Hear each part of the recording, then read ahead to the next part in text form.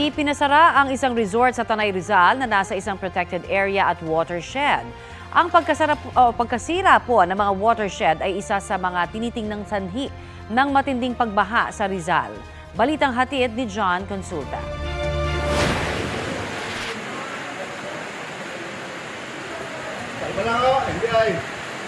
Kasama ang DENR, sanib-puwersa na ang NBI Rizal at NBI Cavite nang pasukin ng resort na ito sa Tanay Rizal na may patong-patong umanong paglabag.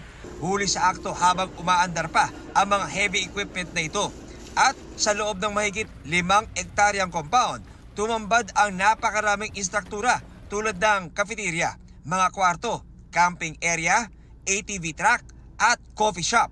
Mismong lokal na pamahalaan at Provincial Environment and Natural Resources Office ang lumapit sa NBI para ireklamo ang itinayong istruktura na nasa loob ng Kaliwa River Forest Reserve, isang protected area at watershed. Tuloy kasi ang operasyon ng resort kahit may cease and desist order na ang munisipyo ng Tanay. Wala po silang business permit as per the revenue code of the local government unit.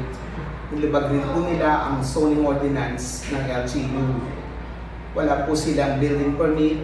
Sabi ng NBI Cavite, pinututukan na rin sa kanila ni NBI Director Jamie Santiago ang lumalabag sa mga environmental laws tulad ng pagwasak sa mga watershed sa Rizal na may ambag sa mga pagbaha sa mga mababang lugar sa probinsya tulad ng Montalban at San Mateo, pati ang kalapit na Marikina.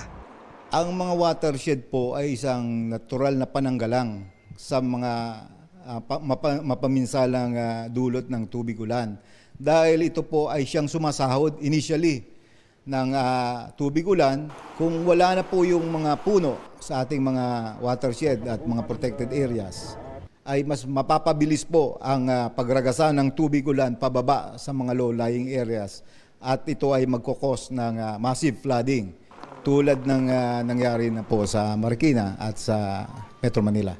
Ayon sa datos na nakalap ng GMA News Research, bumaba ng 26% ang forest cover sa Rizal nitong 2020 kung ikukumpara noong 2003. Ang DENR po ay maaring ipagpatuloy ang forfeiture proceedings laban po doon sa mga nagmamayari ng structures at maaari po itong masamsam pabor sa gobyerno itong mga structures na ito. Or maaari din po itong sirain upang maibalik sa dating kalagayan ang kapaligiran.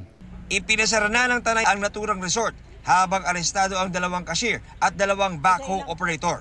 Nakakulong sila sa NBI Detention Facility sa Bilibid pero sinisikap nating kunan ng panig. Nakaharap sila sa reklamang paglabag sa National Integrated Protected Areas o NIPAS Act na may kulong na 6 hanggang 10 taon.